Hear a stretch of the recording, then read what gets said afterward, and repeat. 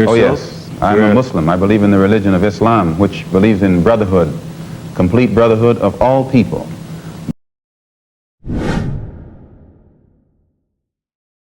I think of me becoming Muslim. That's the first thing that I think of, the blessing that I was given to become Muslim. Secondly is the growth of Islam and the Muslims in America. In my short time of being a Muslim, I've watched our small community back home in North Carolina triple in size.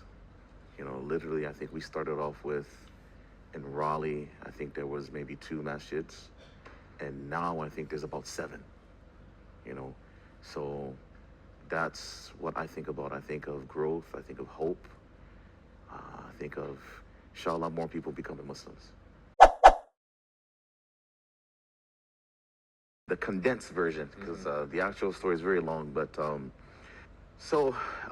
I was raised in a pretty religious family. My mother was very, very religious. She was a baptized Jehovah's Witness, and my father never claimed any particular denomination, but he was a Christian. And so my mom was given the lead in the house when it came to religious issues. And my mom made sure that we read the Bible at least 3 times a week. We would sit down together every morning before going to school. She would go over, you know, a Bible verse with us and explain, you know, Christian tafsir, so to say. We would go to, you know, the church at least once a week, sometimes 2, sometimes 3. So it was a pretty religious upbringing. But for me, I had certain questions, you know, and these questions I felt like they weren't giving me the answers that I wanted, or the answers were not adequate. So I would ask questions, like, for instance, we had literature, and in the literature, they would always show the good people as Caucasian and the bad people as darker complexions. And so I started to ask questions like, well, why is this? This was in the Middle East. Shouldn't everybody be, you know, looking like Middle Easterners? And they would give me some strange questions, and I'd be like, okay, fine. They would, I would ask questions like the beard, you know. I was a young man, so I wanted to grow my beard. This is a very big thing for me, you know. And I was told, no, you have to cut it, you have to do this. And I would say, but you guys show me pictures with these guys with the beard. So I would have different questions, and then, like, it started to become more theological. I would ask questions about heaven and hell and Jesus and other religions, and the answers I was getting just were not adequate. And I knew, like, okay, well, perhaps the group I was with, they don't have the questions. So for me, I started to look outside. I went to university, I had a bit more freedom, so I was able to be a bit more free in my research. I would start talking to different Christian denominations. I hung out with the Hindus, I hung out with the Buddhists, the Rastafarians, everybody, anything about religion I was interested in. But the one thing I was not interested in at the time was Islam, because I felt like the media at that time had already told us this is not the one you want to look into. So it was literally the last thing on my list of things to look at. And I had a crisis in my life, and I remember breaking down and crying. You know, I'm a, you know, tough guy, you know, but I remember this moment I was crying because my answers to life were not answered. And I prayed, I asked God, just show me the truth. Show it to me. Whatever it is, I'll follow it, no matter what it is. So after that point, I then said, okay, the only religion so far I have not looked into was Islam. So I said, let me start that journey. I went to the library. I got a translation of the Quran, took it home, started reading, and immediately I was scared, because in my mind, I was expecting to find something completely backwards, something negative, but everything I was reading was actually better than what I had already learned. So when you were reading the Quran, you actually felt fear? Yes. Why? I didn't realize it then, but at the time, later I realized it was shaking my aqidah, it was shaking my iman, what I had before. Because I'm reading about prophets. The same prophets that the Christians had, the Muslims have. And just Surah Al-Baqarah was more detailed. And the issue of Tawheed kept coming up.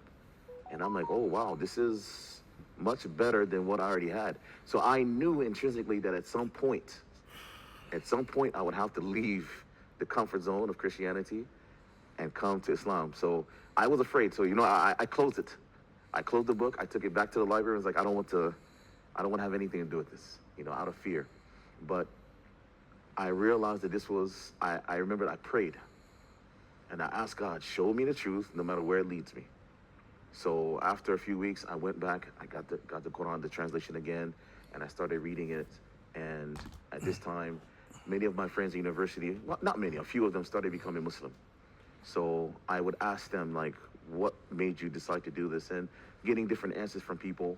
Eventually, people would give me books to read. And the more I read, the more I became convinced of Islamic monotheism. And eventually, one of my friends noticed I'm reading so much Islamic material. They asked me, what are you going to do about Jesus? And I said, what do you mean? I said, well, Jesus is the separation between Muslims and Christians. So what are you going to do about him?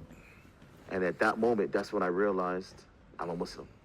Because that question made me realize, yeah, I don't believe that Jesus is the Son of God. I don't believe he's God. What the Muslims say makes more sense, that he's a prophet and he's continuing the line, all the lineage of the prophets, and that Muhammad, his message, is the last message, and that Allah is one.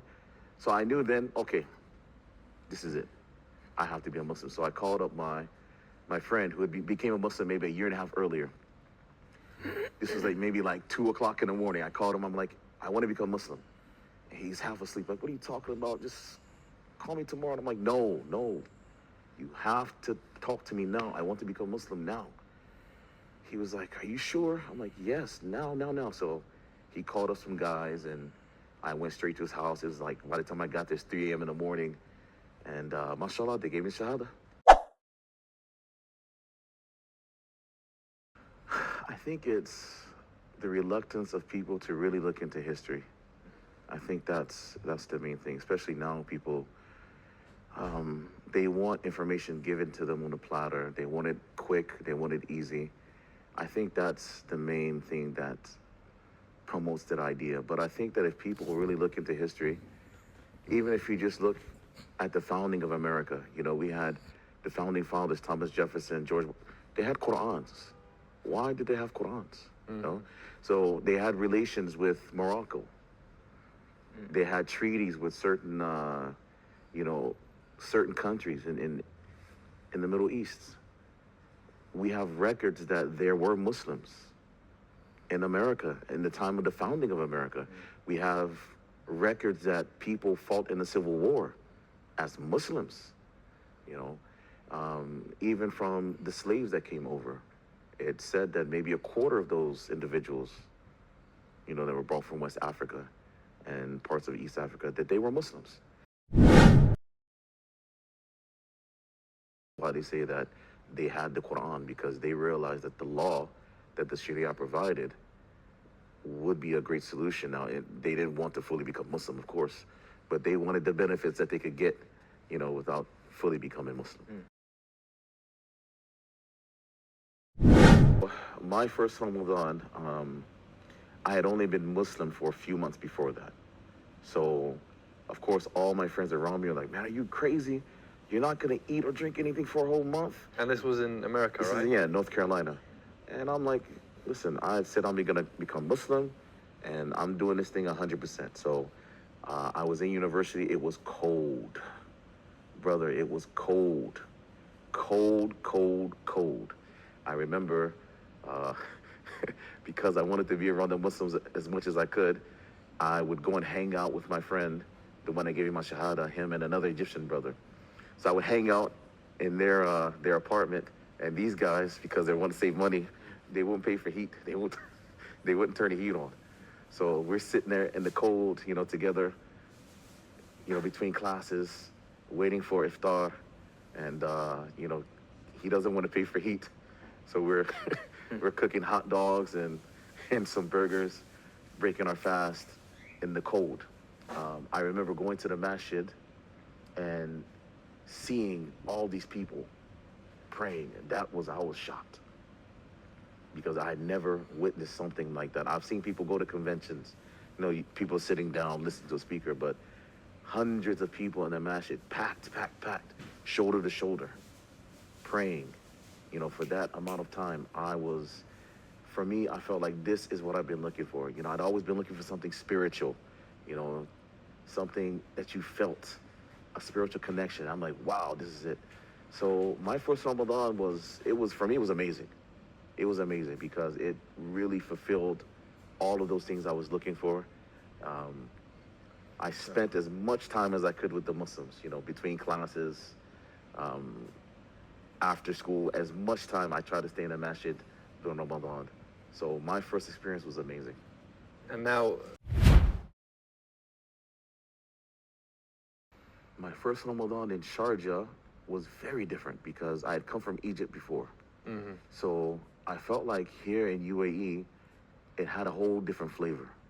It was like a whole different experience. In America, it's because like the masjid is a very central thing to people's lives because you spend so much time away from it, and the masjid's far, and there's only one masjid. But here in UAE, it was like, wow, masjid here, masjid here, masjid here. And, they bring special Qur'an from different countries, so you can benefit. It was a whole different flavor for me. And then at that time, there were different lessons in the masjids. So for me, UAE was a whole different flavor. It's a whole different experience. So let me first start with living here in Sharjah. It's just easy.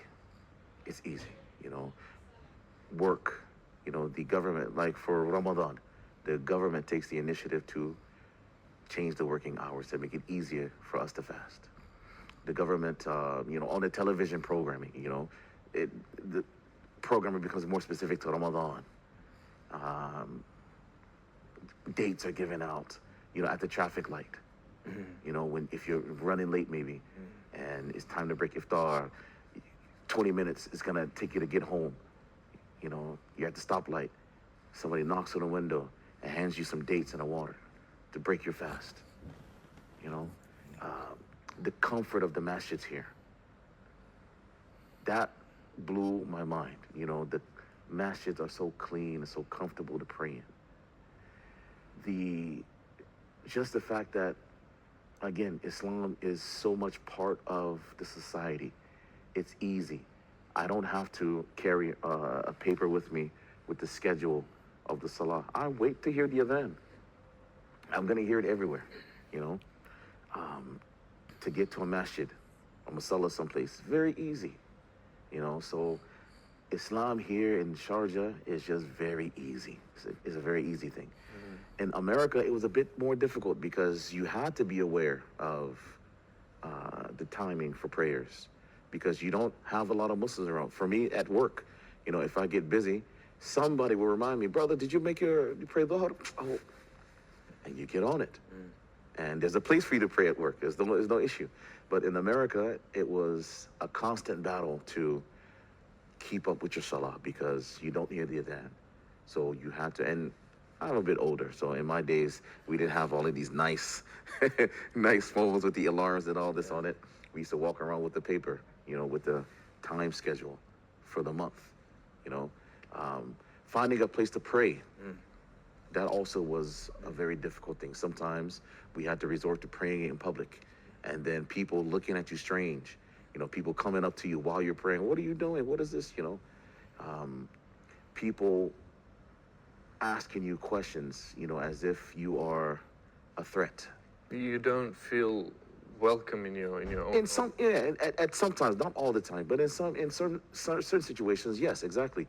You feel like the outsider, because I've taken my family out and we're in the park, and it's time to pray, and we get up and we're washing or we're making wudu, and people are looking at us weird, So those were, I would say, it's uncomfortable. It was uncomfortable, not necessarily difficult because you do these things for the sake of Allah, but it definitely was uncomfortable to have people looking at you strangely.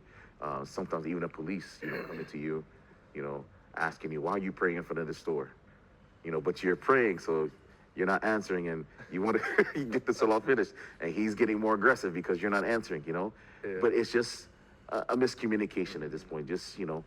But difficult, for me, I will say it was more uncomfortable. For others, maybe more difficult. But for me, in my situation, I would say it was definitely uncomfortable. Well, I'll tell you, our particular group in North Carolina, we had a lot of people from our community come here. And the reason for that was, even back then, this was like maybe, I don't want to date myself, brother. Let's just say this is some time ago, okay? Some time ago. But the reason why many people decided to come to Sharjah specifically was because you could get the best of both worlds. You can get, you know, technology. You can get safety on the roads. Infrastructure was amazing. You can get the best, tastiest food in the world. You can also have on the other side some of the biggest and most beautiful masajid.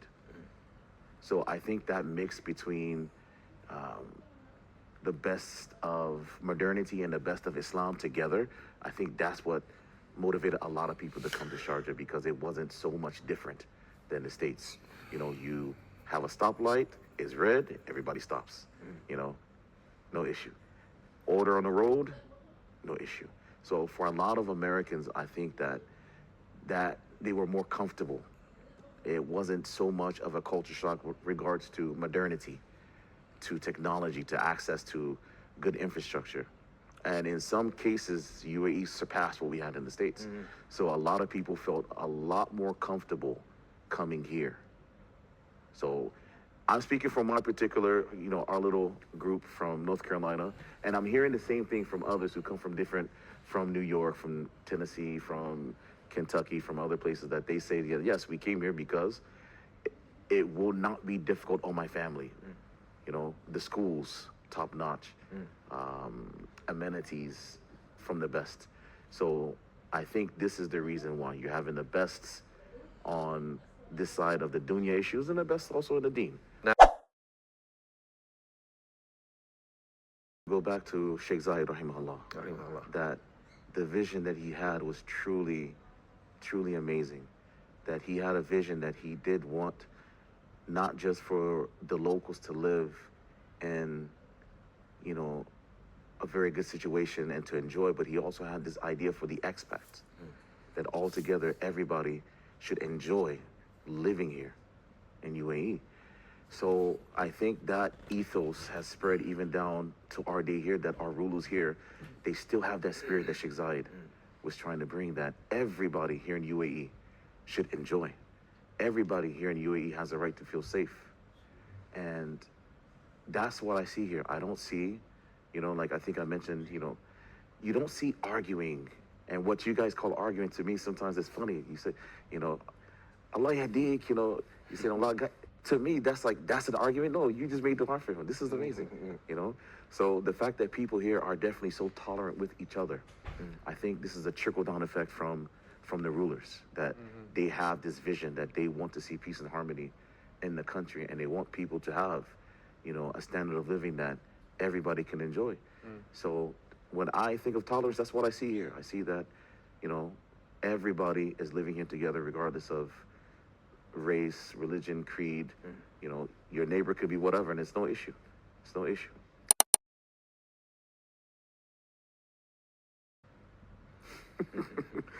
So I did not initially plan for UAE to be my home, brother. I was coming here just to see what was going on. And honestly, when I first got off the plane, I landed in Sharjah. So I landed at Sharjah airport, and I was shocked at how clean and how beautiful it was. I was thinking to myself, I could just live right here. and this was You know? back when? This was it. You're trying to date me, brother. This is in 2006. So even back then you were shocked. Brother, it was so beautiful. And then I went to Ajman, and just seeing like, this is so calm, it's so cool here. And like I told you, my initial thing was just to come here, check it out, see, and go back to where I was. But I was working in the school where